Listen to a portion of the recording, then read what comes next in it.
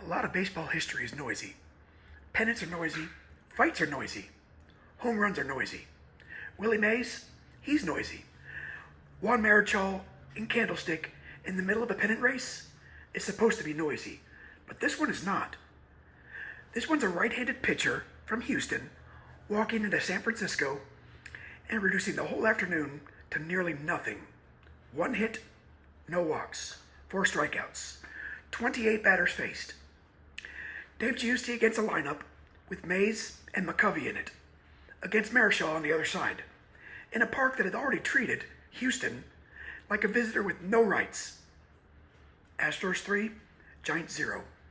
What I like about this game is it does not feel fluky. It feels exact. It feels measured. It feels like a man who decided that for 2 hours, nobody gets anything easy. Because the one thing you hear with the one-hitter, you think drama. But this game is not really drama. Not until the very end. Mostly it's control. Mostly it's a pitcher taking a very good team, making them live inside of his tempo. And for Dave Giusti, that matters. Because before he becomes a World Series closer, before Pittsburgh, before the saves totals and the Palm Ball legend settles into place, he's here.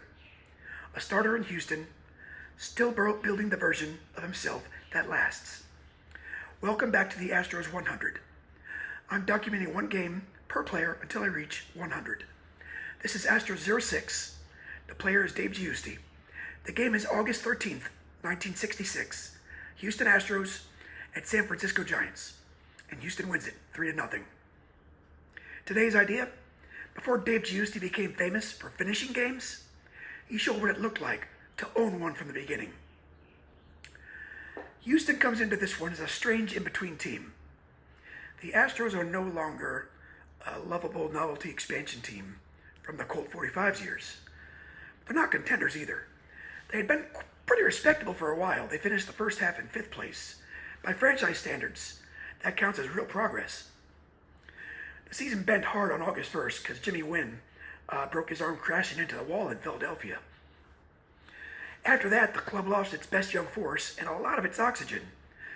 By the time this game ends, Houston's 52-63. Better than the old awful versions, but not nearly good enough. And trying not to let the year slip into mush. San Francisco is living in a completely different emotional environment. The Giants are 67-50.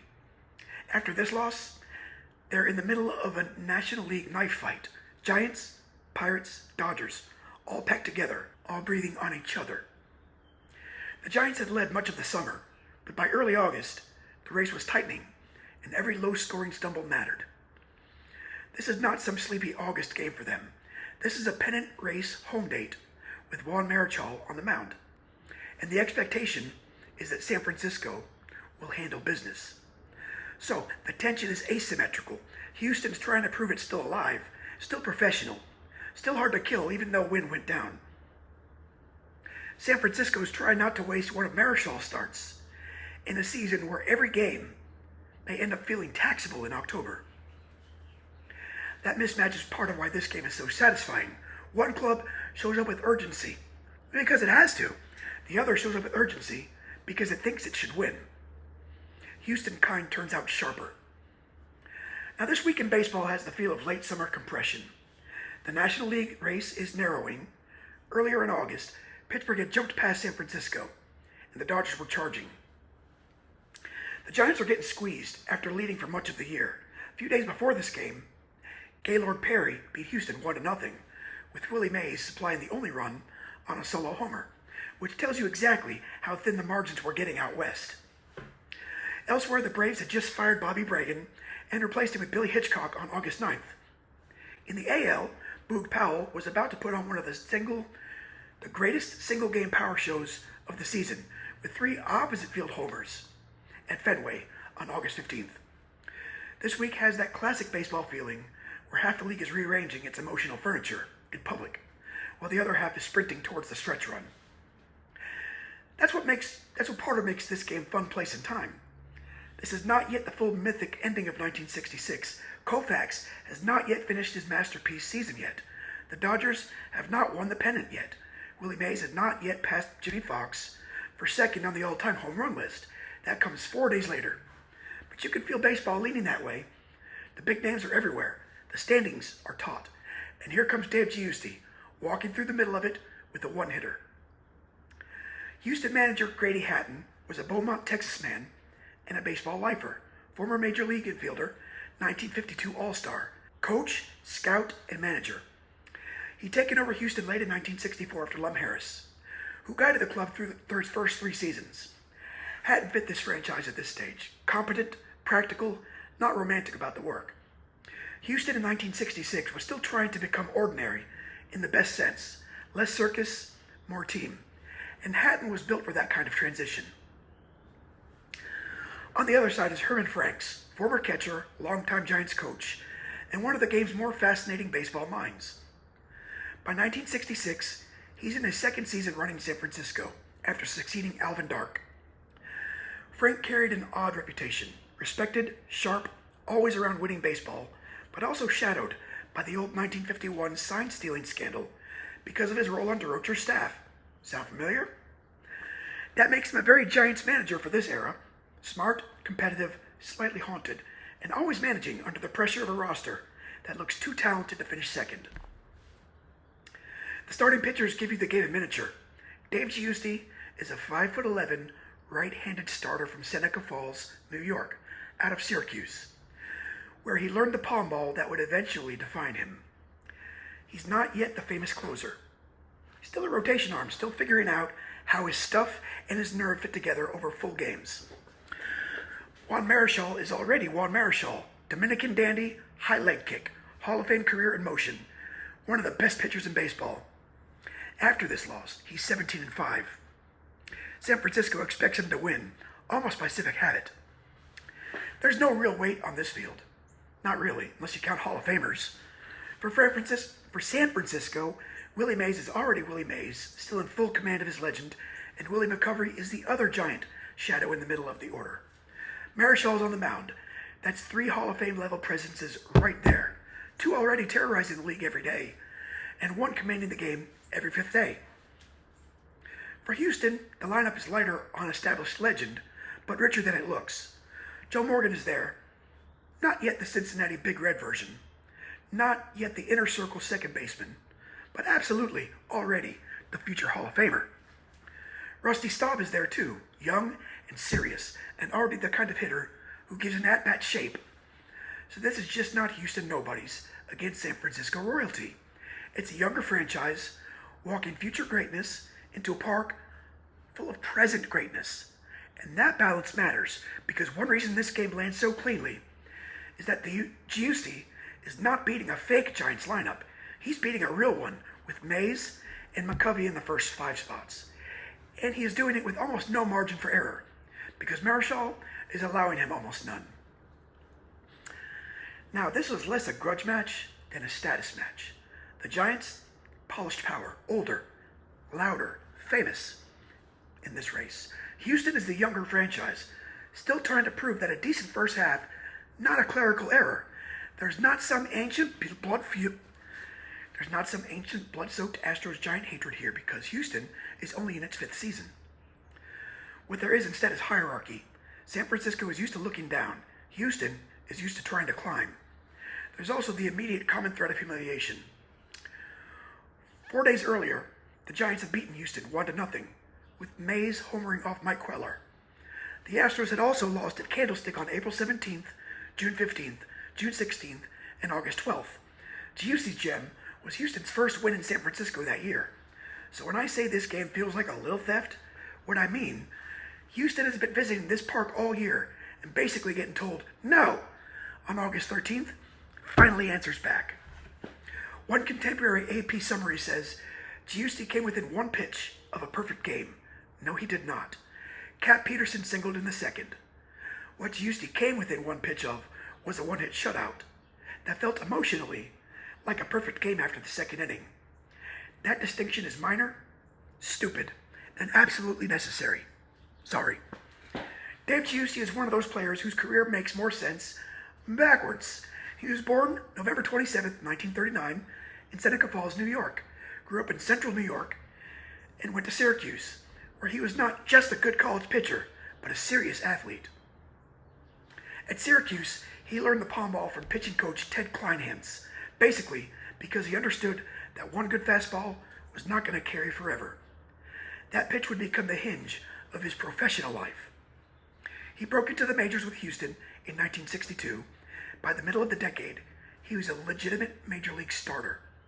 Not flashy and not glamorous, but he was durable and useful. Physically, he does not read like some giant power monster, 5'11", around 190 pounds, right-handed, compact. But compact is not the same thing as small on the mound.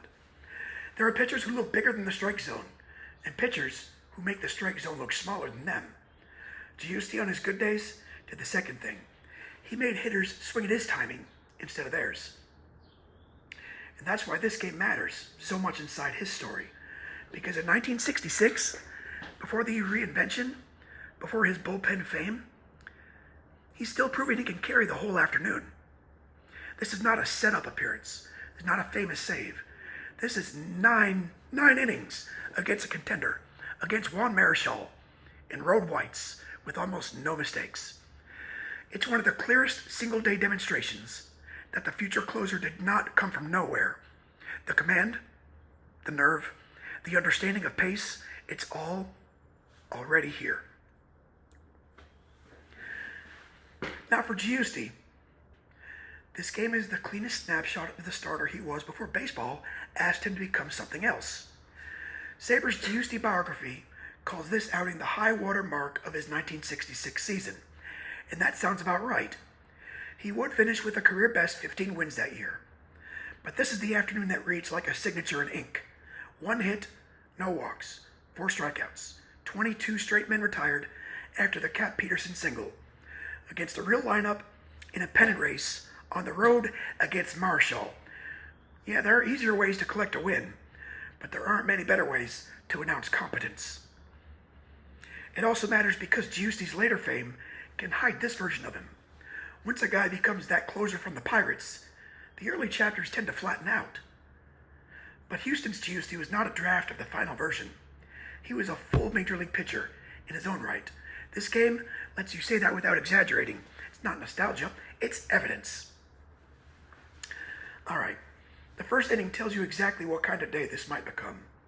Houston gets Rusty Staub's 2-out single in the top half, but can't cash it. Giusti comes out and gets Tito Fuentes, Ozzie Virgil, Willie Mays. 3 up, 3 down. No ceremony. Nobody's ahead yet, but the posture of the game is already set. Both pitchers are asking the lineups to do something difficult. Following Baseball Reference play-by-play screens, the tone holds immediately. Marichal allows little traffic. Giusti allows basically none. Then comes the blemish. Bottom of the second. McCovey strikes out, Jim Ray Hart flies out, and Cap Peterson singles to center with 2 outs. That's the only giant hit of the day. Ollie Brown falls with a ground out, and from that point forward, Giusti retires the last 22 men he faces. And that's where this game changes categories. It stops being a nice pitching duel and becomes a kind of narrowing tunnel. Every inning after that, the Giants get fewer and fewer routes out. Top of the third, Houston wastes a small opening. Sonny Jackson walks, Rusty Staub reaches out an error by a Covey, Chuck Harrison pops out, and Marichal escapes. That's an important little beat, because it reminds you, Marichal is also excellent. Giusti's not winning this game because the other starter's bad. He's winning because he's slightly better on this day. Top of the fourth, first crack. Joe Morgan walks, Lee May makes an out that moves Morgan to second. John Bateman flies out, Bob Aspromonte singles to center, and Morgan scores. Astros 1, Giants 0. It is not loud, it's not cinematic. It's a professional run, and the kind that feels borrowed off a great pitcher when you know you might not get many more chances. Chuck Harrison's third inning foul pop carries a big negative win probability swing, even though nothing visibly happens. Baseball does that all the time. One harmless little out can matter more than a sharp single in the wrong inning. That's either elegant or ridiculous, depending on your mood, and I'm never sure which. Anyway, bottom of the fourth. Giusti answers the run with a hard, clean frame. Ozzie Virgil fly ball, Willie Mays fly ball, Willie McCovey fly ball. That's one of my favorite sequences in this game, not because it's dramatic, because it's rude. You handed a 1-0 lead against Marichal, and he treats the heart of the order like an administrative task. Fifth inning, nothing for Houston, bottom of the fifth. Giusti gets Jim Ray Hart, strikes out Cat Peterson, and then strikes out Ollie Brown looking. That last word matters, looking. It means the duel is beginning to get inside San Francisco's timing. Inning 6, Hal Lanierd's ground out, Marichal fly out, Fuentes ground out. Efficient, almost dismissive. By now, the game feels shorter than it is. Top of the 7th gives Houston breathing room. Bob Aspromonte grounds out, Giusti grounds out, then Ron Davis takes Marichal deep to left for his first Major League home run. Astros 2, Giants 0. And that's a beautiful little baseball detail. In a game dominated by ace names, one of the important swings comes from a guy collecting his first ever homer. The game expands by 1 run, but the emotional margin got a lot bigger than that. Now Marichal has to be perfect, and Giusti can be merely excellent. He's more than that anyway.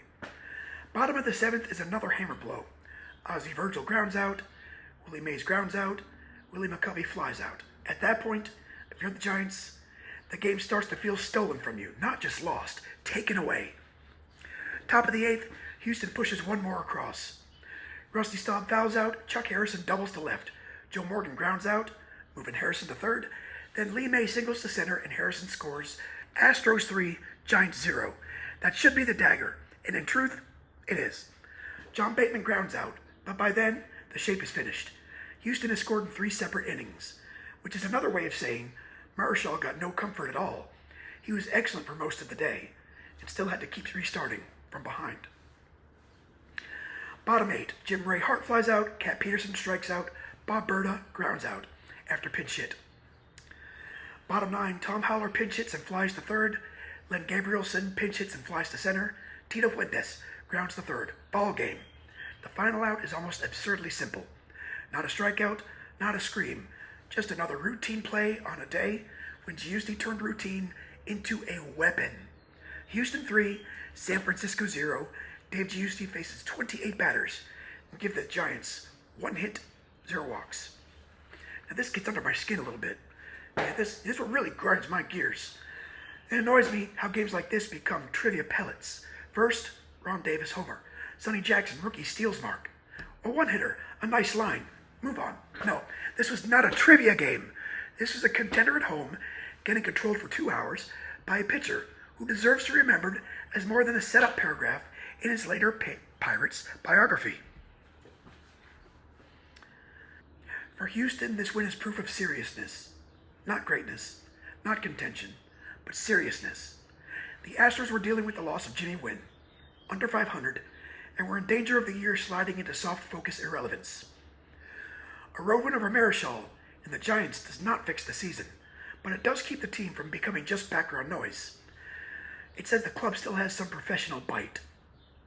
For San Francisco, this is a kind of loss that leaves a mark, because it wastes one of Marichal's starts in a pennant race. He'll ultimately lose by 1.5 games. You don't have to be melodramatic about one August shutout, but you also do not have to pretend those games don't matter. In a race this tight, a 3-0 home loss with Marichal on the mound is the kind of afternoon people remember in retrospect, even if they did not know it fully at the time.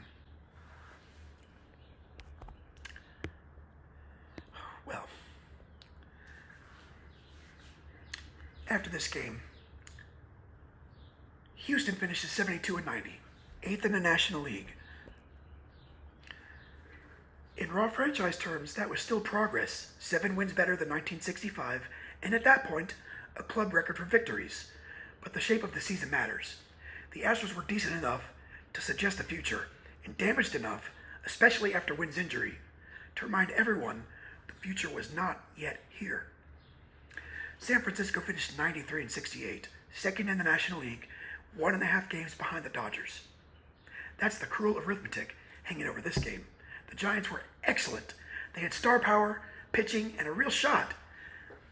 They also had enough afternoons like this to finish looking up instead of across. Giusti, meanwhile, closed his year at 15-14, the high win mark of his career as a starter. That matters because it shows 1966 wasn't just a magic afternoon. This game was the peak, but it was attached to a full season in which he carried real innings and real responsibility. Giusti's career after this game is a lesson in how baseball can change a player's job description without changing his usefulness. Houston traded him to St. Louis before the 1968 expansion draft. The Cardinals left him unprotected, and the Padres selected him. And then San Francisco sent him back to St. Louis a few weeks later. After 1969, the Cardinals traded him to Pittsburgh, and that is where his second life begins. The Pirates convert him into relief, and the old starter with the palm ball becomes one of the most important closers of the 70s. In 1971, he led the National League in saves, won Fireman of the Year honors, and helped the Pirates win the World Series. He made the 1973 All-Star team. The broad statistical line says 100 career wins and 145 saves, but the better way to say it is this. Dave Giusti had 2 major league careers, and both were real. Houston built the starter. Pittsburgh made the reliever famous. After baseball, he made his home in Pittsburgh, worked for Millcraft Industries, and later American Express. He remained close to Pirates alumni community and died on January 11th, 2026, at age 86. So there is an extra charge to reading this game now. You're not just visiting a strong August start by an underrated pitcher. You're visiting one bright room in the full house of a finished life. Next time the tone changes. Dave Giusti is control. Don Wilson is force. Giusti's great Houston day is about restraint, silence, almost no traffic, almost no panic. Don Wilson tends to arrive with a different electricity, bigger voltage, more threat in every pitch, less I have this solved this game, and more good luck surviving it. So if Astros 6 is the polished blade, Astros 7 is the power line. That's Astros 6, Dave Giusti, August 13th, 1966. 9 innings, 1 hit, no walks, 4 strikeouts, and one of the more precise road wins of the early Astros era. Wasn't the loudest game in franchise history, not the most famous, but one of the cleanest. Sometimes that's better. Sometimes baseball history is just a man with command good enough to make everybody else feel temporary. I'll show you my dry erase board here. Next we got episode 7, Don Wilson. So, Dave Giusti's episode 6. Thanks for watching, and I'll see y'all next time.